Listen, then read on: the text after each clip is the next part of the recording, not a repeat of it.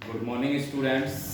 आज हम अपने उसी फर्स्ट चैप्टर को आगे बढ़ाते हैं और आज हम इस चैप्टर में आपका क्रांतिक कोण, पूर्ण आंतरिक परावर्तन, क्रांतिक कोण और पूर्ण आंतरिक परावर्तन से होने वाली घटनाओं के बारे में पढ़ेंगे। सबसे पहले आपका अपवर्तन के बाद आता है क्रांतिक कोण। जैसा कि आपको यहाँ एक ये चित्र दिखाई दे रहा होगा, तो पहला हमारा माध्यम है कांच और दूसरा माध्यम है हमारा वायु। तो आप सभी ये समझ चुके हैं कि जब कोई प्रकाश की किरण सघन माध्यम से विरल माध्यम में जाती है तो अभिलंब से दूर हटती है। सपोज आपका हम ये इस तरह दिखा सकते हैं, ये अभिलंब है और ये प्रकाश की किरण आपकी आ रही है, तो ये प्रकाश की किरण इस तरह जाना चाहिए। लेकिन यदि यहाँ सघन माध्यम होता है तो ये प्रकाश की किरण आपकी थोड़ी दूर हट जाएगी। तो इसके बाद आपका दूसरा नियम इसी को क्या बना देते हैं, यदि कोई प्रकाश की किरण विरल माध्यम से सघन माध्यम में प्रवेश करती है तो वही आपका यहाँ विरल कर देंगे, तो ये आपका सघन माध्यम में तो अभिलंब की ओर झुक जाती है। तो यहाँ आप देख रहे होंगे कि जब कोई प्रकाश की किरण आ रही है तो कांच सघन माध्यम है और वायु आपका विरल माध्यम है, तो अभिलंब से दूर हटना चाहिए। अब सघन माध्यम में जो आपका आपतन कोण का मान होता है, विरल माध्यम में उसके संगत आपका जो ये अपवर्तन कोण होता है उसका मान कितना हो जाता है, 90 डिग्री हो जाता है। यदि अपवर्तन कोण का मान कितना हो जाता है, 90 डिग्री हो जाता है, तो वह प्रकाश की किरण वापस उसी माध्यम में लौट जाती है। तो इस 90 अंश को आपका होना ही आपका क्या कहलाता है, क्रांतिक कोण कहलाता है।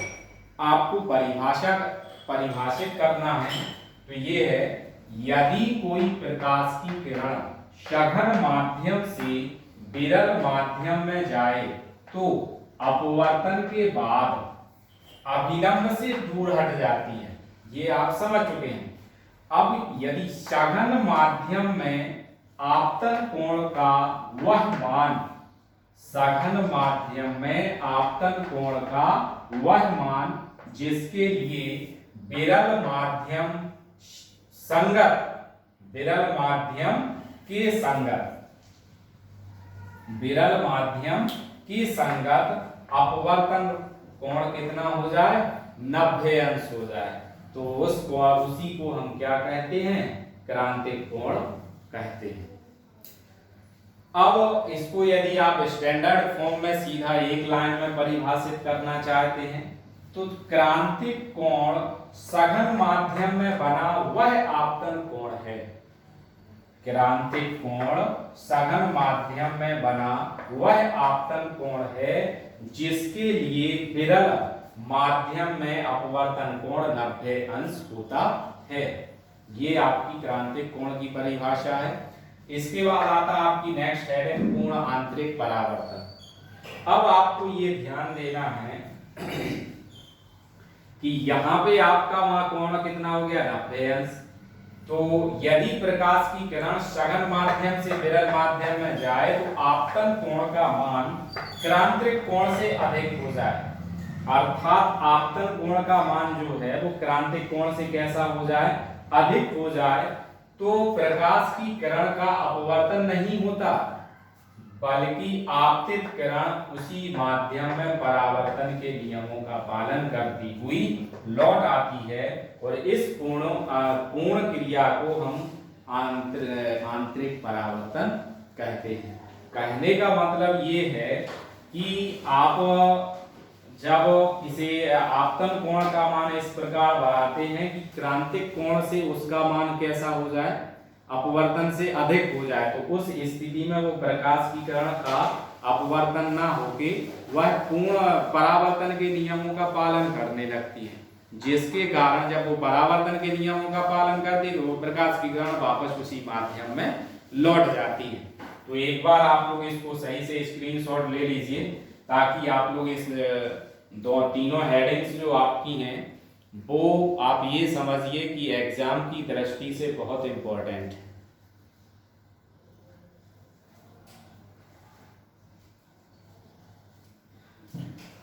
उसी चैप्टर में आप आगे बढ़ते हैं और आपकी नेक्स्ट हेडिंग है पूर्ण आंतरिक परावर्तन के लिए शर्त है। तो इसमें शर्तों का होना आवश्यक है। जैसे कि आप सभी जानते हैं कि इसमें यदि आपका सघन माध्यम नहीं होगा तो फिर पूर्ण आंतरिक परावर्तन की घटना भी नहीं होगी। तो जो पूर्ण आंतरिक परावर्तन की घटना होनी है उसके लिए आपके सघन माध्यम और विरल माध्यम होना चाहिए। सघन माध्यम से विरल माध्यम में जाना चाहिए। दूसरा पॉइंट क्या रहेगा, आपतन कोण का मान क्रांतिक कोण से कैसा होना चाहिए, अधिक होना चाहिए। आपतन कोण का मान क्रांतिक कोण से कैसा होना चाहिए, अधिक होना चाहिए। अब यहाँ आप चित्र को देखिए। नेक्स्ट हम इसी में फिर अगली हेडिंग आपकी ये है कि अपवर्तनांक तथा क्रांतिक कोण में संबंध।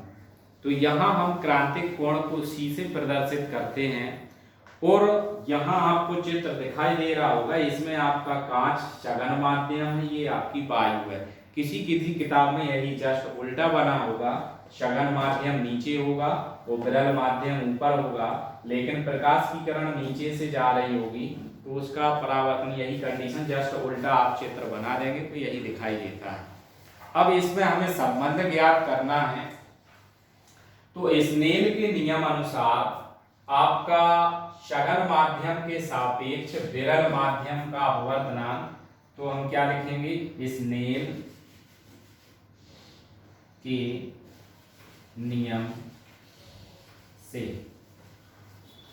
क्या लिख देंगे, GNA मतलब कांच और वायु, GNA बराबर sin I upon sin R। अब यहां आपका जो क्रांतिक कोण है उसको हम किससे प्रदर्शित कर देंगे, C से। तो आपका ये क्या बन जाएगा, GNA बराबर sin C और यहाँ R का मान कितना हो गया आपका 90, तो sin 90 डिग्री। sin 90 डिग्री का मान आप जानते हैं कितना होता है, 1 होता है। तो इसको sin C अपॉन 1 बराबर में कितना लिख दिया, sin C। अब यदि आप इसको ANG में परिवर्तित करना चाहते हैं तो यही आपका क्या आ जाएगा, 1 अपॉन GNA बराबर में 1 अपॉन sin C। ये आपका अपवर्तनांक और क्रांतिक कोण में संबंध हो गए। अब इसके पश्चात हम आगे इससे संबंधित, यहाँ आपको अगर कोई प्रॉब्लम है आप इतना लिखेंगे, स्नेल के नियम अनुसार हमारा सघन माध्यम कांच है और विरल माध्यम वायु है। तो विरल माध्यम में क्रांतिक कोण का मान C होगा, जिसको हम C से प्रदर्शित करेंगे। और R आप जानते ही हैं अपवर्तन कोण होता है, तो उसमें R का मान 90, क्रांतिक कोण की कंडीशन में R का मान 90 हो जाता है। तो उसी को हम R की जगह पे 90 डिग्री और I को C लिख देते हैं। ये आपका सॉल्यूशन आ जाता है। ये हमें क्या प्राप्त हो जाता है, क्रांतिक कोण और अपवर्तनांक में संबंध ज्ञात हो जाता है।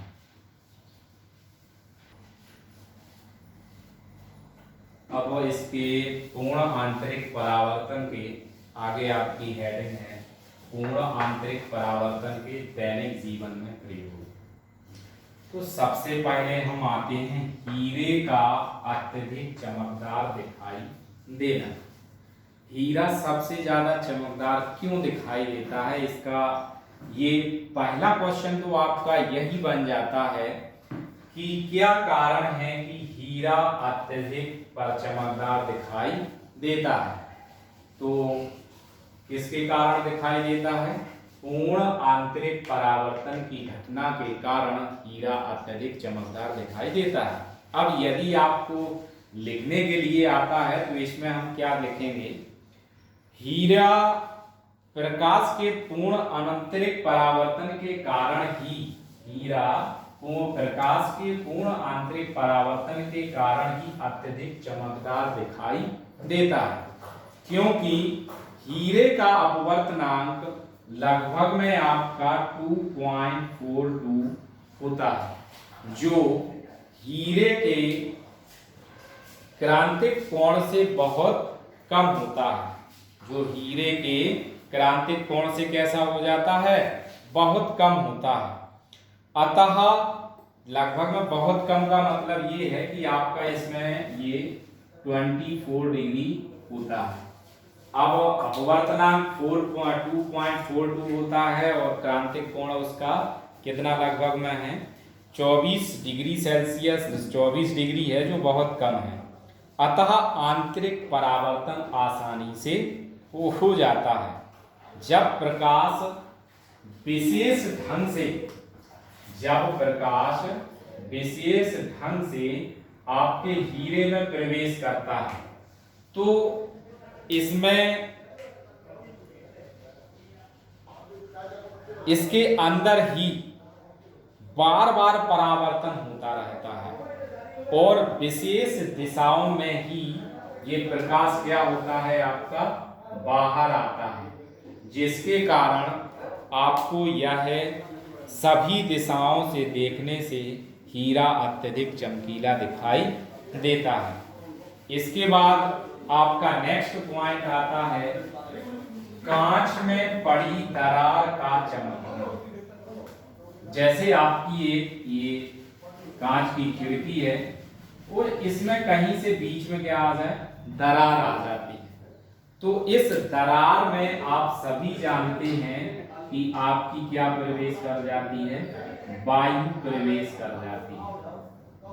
और जैसे ही प्रकाश उस कांच की दरार पर पड़ता है तो वो वायु की पतली पतली जो परत रहती है उससे प्रकाश कांच में ना अदर जगह ना जाकर कांच वायु के सीमा पृष्ठ से पूर्ण परावर्तित होकर प्रेक्षक की आंखों में पहुंचता है। मतलब ये प्रकाश आपका परावर्तन उसकी क्या कहते हैं, अपवर्तन ना होके ये प्रकाश क्या होता है, यहाँ एक जैसे परत बनती तो ये प्रकाश यहाँ टकराने के पश्चात और जो प्रेक्षक होता है उस प्रेक्षक की आंखों में ये क्या करता, प्रकाश ज्यों का त्यों प्रवेश कर जाता है और उसको वह दरार उस स्थान पर कैसी दिखाई देती है, चमकीली दिखाई देती है। दूसरा आपका पॉइंट आता है, चमकीली दिखाई देती है। दूसरा नेक्स्ट आपका पॉइंट है जल में परख नली का चमकना। तो आप सभी जानते हैं कि जल में परख नली, जब प्रकाश किसी तल द्वारा पूर्ण रूप से परावर्तित होता है तो उस परावर्तित प्रकाश से देखा गया भाग अत्यधिक चमकीला दिखाई पड़ता है। जल से आधी भरी परख नली जो जल से भरे कांच के बीकर में धीरे धीरे जब हम उसको ऐसे इस स्थिति से में जैसे धीरे धीरे क्या करते हैं, झुकाते हैं, तो एक विशेष स्थिति में जल रहित परख नली का भाग चांदी की तरह चमकता हुआ दिखाई देता है। इसका कारण यह होता है कि नली के ऊपरी भाग में प्रकाश की किरण जल से चलकर वायु में आपतित होती है और जल नली को झुकाने की क्रिया में आपतन कोण का मान जल वायु के लिए क्रांतिक कोण लगभग में 49 डिग्री से अधिक हो जाता है। तो नली इस भाग से प्रकाश पूर्ण रूप से नली के इस भाग से प्रकाश पूर्ण रूप से परावर्तित हो जाता है और जिसके कारण वह परख नली अत्यधिक चमकीली दिखाई देती है। नेक्स्ट पॉइंट आता है आपकी रेगिस्तान की मरीचिका। तो आप सभी जानते हैं कि जब बहुत अत्यधिक गर्मी पड़ती है, जैसे ये आपका रेगिस्तानी भाग है, यहाँ आपकी बहुत जैसे गर्मी पड़ती है, तो उस स्थान पर आपकी ये जो वायु के रेगिस्तान की वायु के संपर्क में जो भाग रहता है वो अत्यधिक कैसा हो जाता है, गर्म हो जाता है। और इस गर्म भाग के टच में जो आपकी वायु होती है वो भी अत्यधिक गर्म हो जाती है, जिसके कारण वो गर्म वायु कैसी हो जाती है, आपकी हल्की हो जाती है, और ऊपर वाली वायु थोड़ी इसकी अपेक्षा भारी होती है। जिसके कारण ये प्रकाश की किरणें आपकी पूर्ण आंतरिक परावर्तन की घटना को शो करती हैं। और आपने देखा हो कि रेगिस्तान में, या आप रेगिस्तान तो बहुत कम लोग गए होंगे, आप लोगों ने ज़्यादातर हाईवे पर देखा होगा कि जब हम हाईवे पर 4 व्हीलर या बाइक से चलते हैं तो अत्यधिक दूरी पर वही हमें जो रोड रहता है वो अत्यधिक चमकीला दिखाई देता है, और ऐसे लगता है जैसे रोड पर कहीं आगे पानी सा भरा हुआ है। तो उसका कारण यही रहता है कि आपकी जो वायु रहती है वो वायु क्या होती है, धीरे धीरे ऊपर उठने का प्रयास करती है। तो अब ये उसे क्या मिल जाता है, यहाँ सघन माध्यम प्राप्त हो जाता है, और जिसके कारण वो पूर्ण आंतरिक परावर्तन की घटना हो जाती है। अब इसमें आपको यदि लिखना है तो इसके लिए हम आपको ये लिखने के लिए समझा दे रहे हैं कि दोपहर के समय रेगिस्तान में यात्रियों को कुछ दूरी पर जैसे जैसे वो आगे बढ़ता जाता है तो उस स्थिति में उसको ये अपने आप में भ्रम होता है कि आगे जाकर के कहीं एक पेड़ है और वहाँ पे पानी भरा हुआ है, और वह इस स्थिति से अनजान रहता है, लेकिन वो अपने आप में भ्रमित हो जाता है, और इसी को हम रेगिस्तान की मरीचिका का नाम देते हैं। गर्मियों में रेगिस्तान की भूमि अत्यधिक नीचे वाली जो सतह है, अभी हमने आपको बताया कि बहुत गर्म हो जाती है और वायु उसके संपर्क में आती है, जिसके कारण वह विरल बन जाती है। और इस परत के ऊपर जो वायु आपकी ठंडी होती है वह उसका अपेक्षाकृत उसका वो आपकी सघन माध्यम का वातावरण उत्पन्न कर देती है, जिसके कारण नीचे की ओर की वायु की विभिन्न परतें अपेक्षाकृत विरल हो जाती हैं, और किसी पेड़ की चोटी से आने वाली प्रकाश की किरण वायु की विभिन्न परतों जो ऊपर से नीचे की ओर आपको लगातार दिखाई देती हैं, तो अपवर्तन होने के कारण अभिलंब से वो क्या होती हैं, दूर हट जाती हैं, और धीरे धीरे एक स्थिति ऐसी आती है कि जब वायु किसी परत पर इस किरण का आपतन कोण क्रमागत परतों के बीच क्रांतिक कोण से कैसा हो जाता है, क्रांतिक कोण से